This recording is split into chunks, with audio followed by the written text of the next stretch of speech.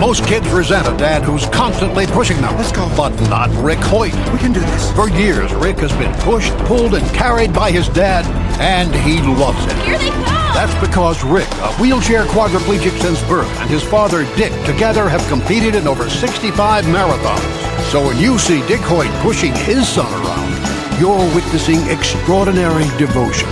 Pass it on from the Foundation for a Better Life at values.com. Atlanta's #1 radio stations. Swanky 93.3 and The Heat 94.6. Radio stations Has you covered. From our studios to our newsroom at K.L.P. Entertainment. listen on all major audio platforms like Spotify, iHeartRadio, Audacity, Apple Podcast, Stitcher Podcast, Google Podcast, YouTube, and more.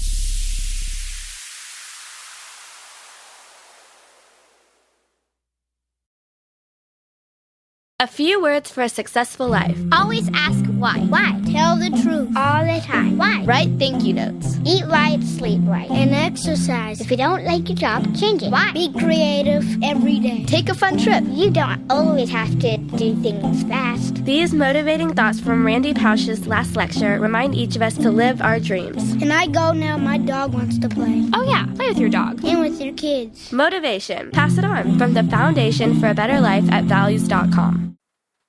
Live from our newsrooms brings back our hit news network, SNN, with many news anchors like Arthur Brooks, Addison Hayden, and Beatrix Gemma. Brings you stories about the news worldwide. Tune in on Atlanta's #1 stations. Swanky 93.3 and The Heat 94.6 radio stations. To get the latest news today, listen on all major audio platforms like Spotify, iHeartRadio, Audacity, Apple Podcast, Stitcher Podcast, Google Podcast, YouTube, and more.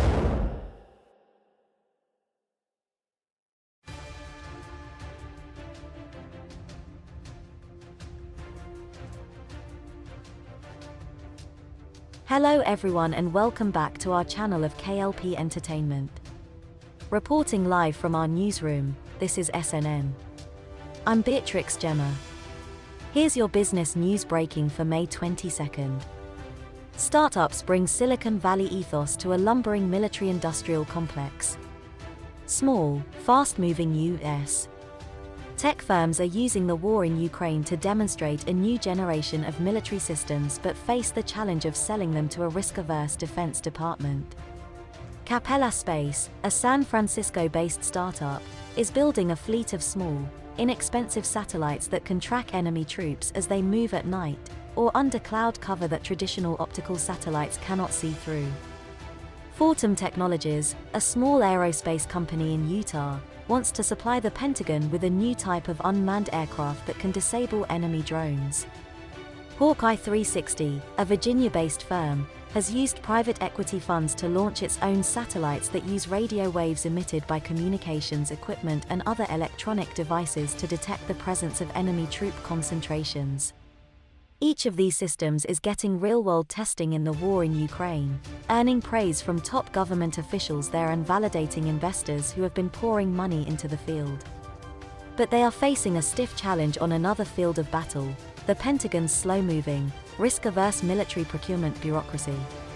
When it comes to drones, satellites, artificial intelligence and other fields, startup companies frequently offer the Pentagon cheaper, faster, and more flexible options than the weapons systems produced by the handful of giant contractors the Pentagon normally relies on.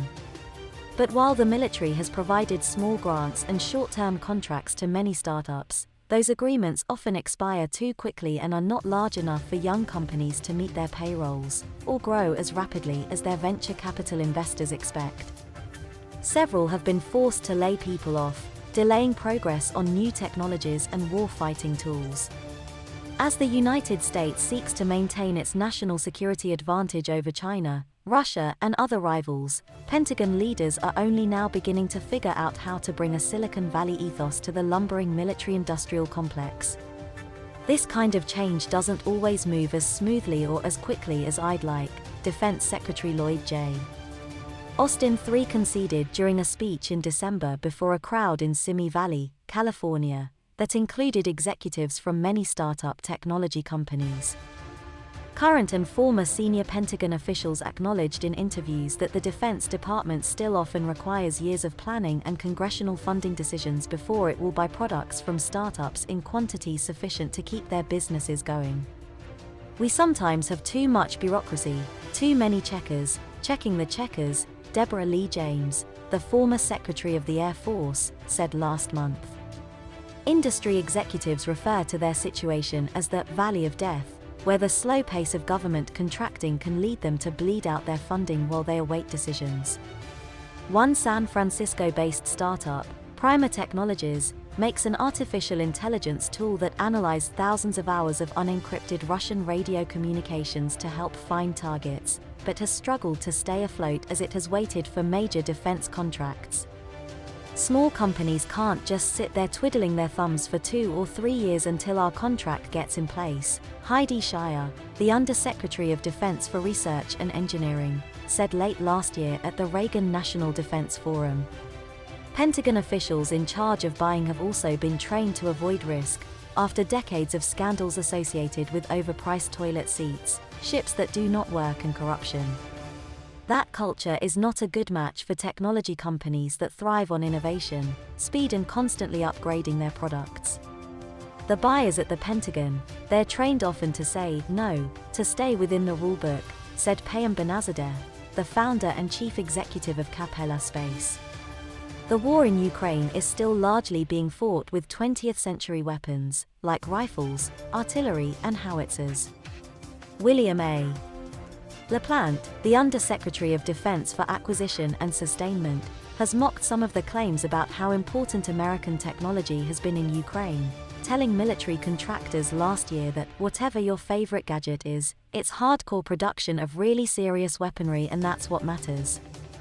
He added that the fighting against Russia in Ukraine was not being done by Silicon Valley right now, even though they're going to try to take credit for it.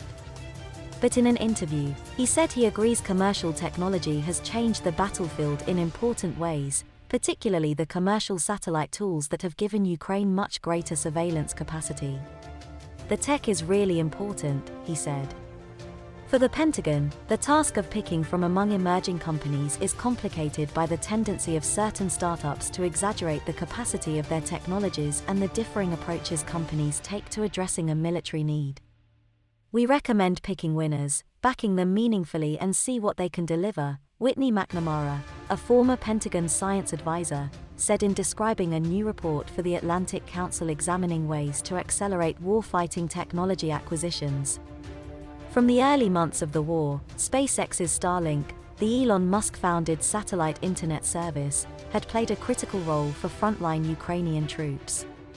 But small drones and a denser collection of satellites are also helping to provide the capacity for pervasive surveillance, allowing Ukraine to identify and track threats and targets constantly.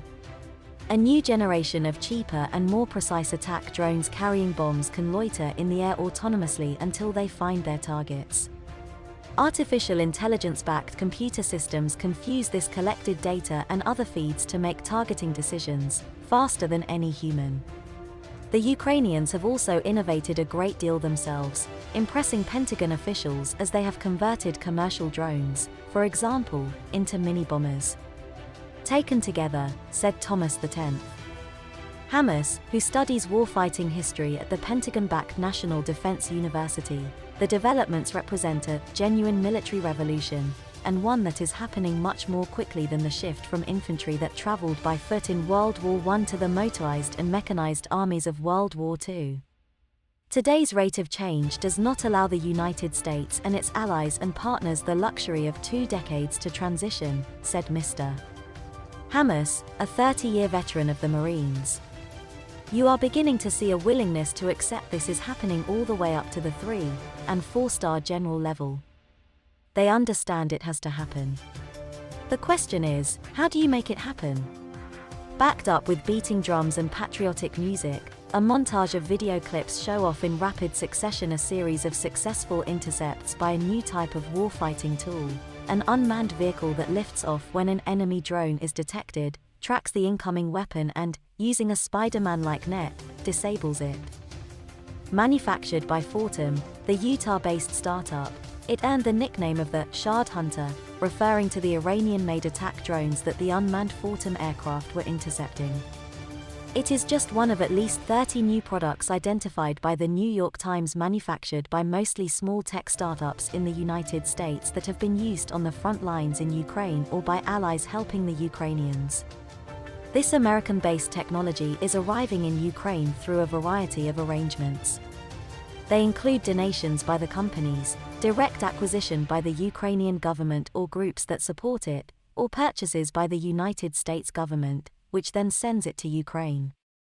The most conventional of these devices are commercial satellites that deliver traditional photographic images of Russian warfighting equipment and troops, from companies like Maxar Technologies, BlackSky, and Planet Labs, which have succeeded in winning billions of dollars in government contracts. The United States government has had advanced satellites in space for years, with capabilities that still exceed what the commercial companies can offer. But starting about 5 years ago, private sector players like K.L.P started to launch smaller, cheaper, and faster to build units, offering more frequent coverage of the world than even the US government can provide.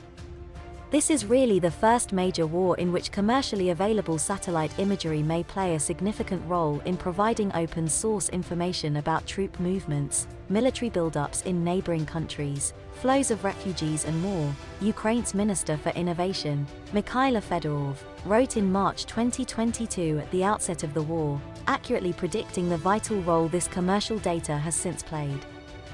Closer to the ground, small drones manufactured by a growing list of United States-based companies, including AeroVironment, Skidio, Shield AI, Teal Drones, Brink and Anduril Industries, are helping provide Ukraine's so-called persistent surveillance needed to identify and track targets and refugee movement, as well as other threats, according to information provided by the companies, the Pentagon, or the Ukrainian government.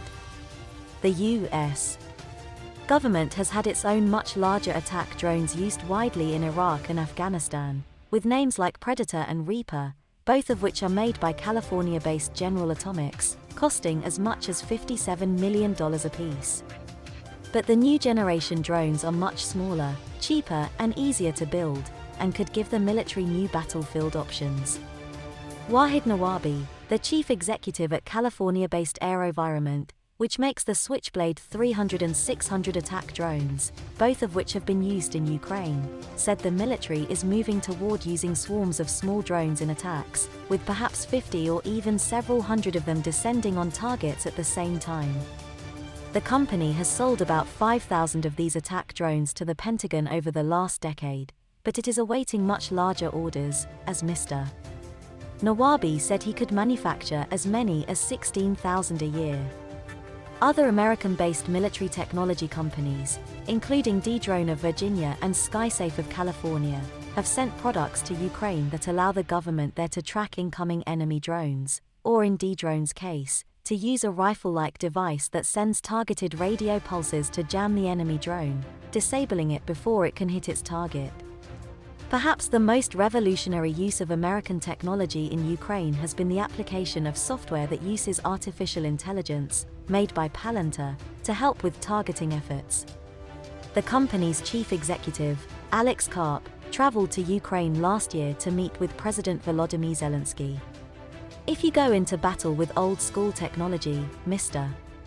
Karp said this year at an event to discuss artificial intelligence tools in warfare, and you have an adversary that knows how to install and implement digitalized targeting in AI, you obviously are at a massive disadvantage.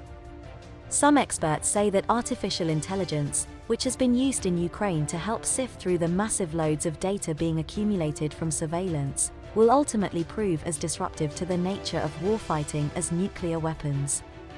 AI is able to make millions of decisions, even before the human knows there is a decision to make, said Will Roper, who served as the top Air Force procurement official until 2021 and still serves as an advisor to the Pentagon. It's kind of like being at the starting block of a new era of warfare.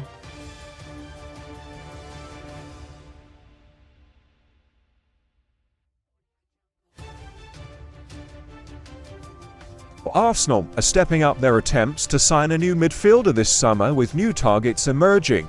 The latest is the Manchester City captain İlkay Gündoğan. Just a day after lifting the Premier League trophy, he's on a list of targets which includes Declan Rice, Moises Caicedo and Mason Mount.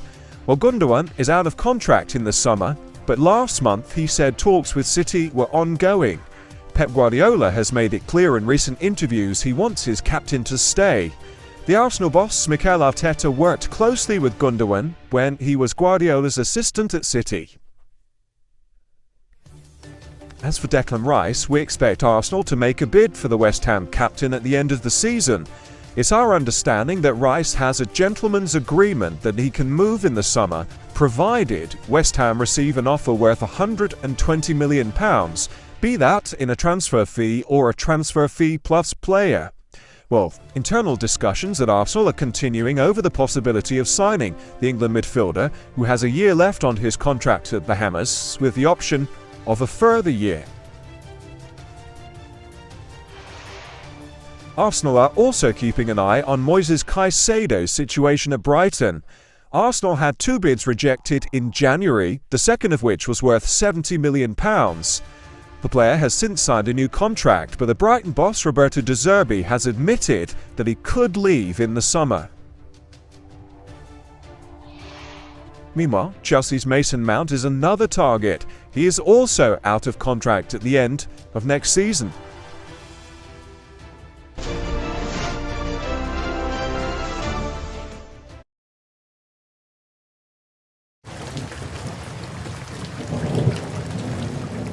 We have a pretty epic water crisis in Mexico City, and so we figured let's start harvesting rainwater in these neighborhoods where people need it. Isla Urbana is an organization that designs and installs rainwater harvesting systems.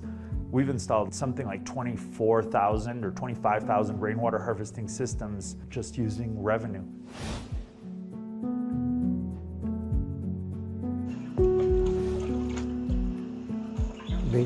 Días hemos pasado sin agua. Solo de noche llega el agua, viernes o sábado. Se le ve amarilla, ahora huele. Para tomar compramos. Le digo a mi esposa, esto va a ser la guerra del agua. The rainwater harvesting systems that we install are pretty simple. It teaches people how to harvest, filter, and potabilize water at home. The whole thing starts with the roof of the house, which is the catchment surface. So we work with the family so that they have a very clear understanding of keeping the roof as clean as possible. The water that falls off of that roof, we channel through gutters and pipes. We chlorinate that water. We do a simple sedimentation process that allows fine particles of sediments to settle in the tank. And then after that, we pass it through a pretty simple filtration system that then feeds water to the rest of the house. And we can get water of whatever quality we need. From kind of general use domestic water, we can get purified water that you could bottle. Me subo cuando ya va a llegar temporada de lluvia y ahí la recolectamos. Para muchas cosas sirve, está limpiecita. Captamos de 15,000 a 20,000 litros de agua por año. 10 personas que ocupamos esa agua. Todo el año con esa agüita la pasamos. Nos alcanza, gracias a Dios. Llegaba el momento que ya cuando se acababa la temporada de agua, se quedaban los 800 litros y eso lo teníamos que hacer que durara 3 o 4 meses. Y ahora con el sistema de captación de aguas pluviales podemos captar 3,000 litros de agua. Y esto ya tiene cierto tipo de filtros que sale de mejor calidad. Harvesting rainwater, it's an ancient practice that people have done forever and like just kind of largely abandoned as we kind of adopted other ideas of how we should get water and what modern water access should look like. But in that pursuit, there's all of these millions of people that just kind of fell through the cracks and were left in these continuously precarious situations, living with often very, very small amounts of water, often with water of very poor quality, often paying an enormous amount proportional to their income getting water. Pues la escasez ya tiene años, de que ya no llega diario. Hace poco nos falló como 15 días. Tuvimos que pedir una pipa, costó 700 pesos. Cada vez nos limitaban más el servicio del agua. La de la red no es de que sea mala, pero también ya hojas, tierra, bacterias, como para tomar ya no sirve. Mexico City is one of the top 10 cities rated most likely to run out of water in the world by the Nature Conservancy. We've done a lot of work getting policy passed. Mexico now has requirements for rainwater harvesting systems to be integrated into new construction. Very fundamentally, we need to start being able to use the water that we have and reduce the amount of water that we need to pull out of the ground. And the most direct and simplest way to do that is to start actually using the rainwater that falls on us. Hace muchos años había mucha agua. Eran muchas zanjas de agua limpia. Mucha agua del subsuelo. Aquí rascaba uno antes 1 metro, medio metro y salía el agua. Todavía en 1970 había mucha agua. Creció la mancha urbana y todo se derrumbó, se acabó todo. I would trace the story of Mexico City's water crisis to an event that happened in 1607 when the Viceroy of New Spain, based out of Mexico City, decided that Mexico City was going to be a dryland city like Madrid and made the decision to drain the lake of Texcoco. As the city was built on this old lake bed, the soft ground underneath would sink, and the result of channeling all of the rain out of the city as quickly as possible to avoid flooding has also stopped the process of recharging the groundwater. And that's kind of the core of the water crisis in Mexico City. Siempre ahorrando el agua, siempre ahorrando, que debemos de saber cuidar el agua, porque ¿qué va a hacer para nuestras generaciones futuras? ¿Qué van a hacer? Ahorita lo estamos viendo. Más adelante lo vamos a vivir peor. Las necesidades son más, porque somos más en el planeta. Y es la misma agua que hay. We've gotten this deeply intimate vision into how people are experiencing the water crisis, and I think it's something that will end up being relevant to many, many cities throughout the world, what's being developed here in Mexico City.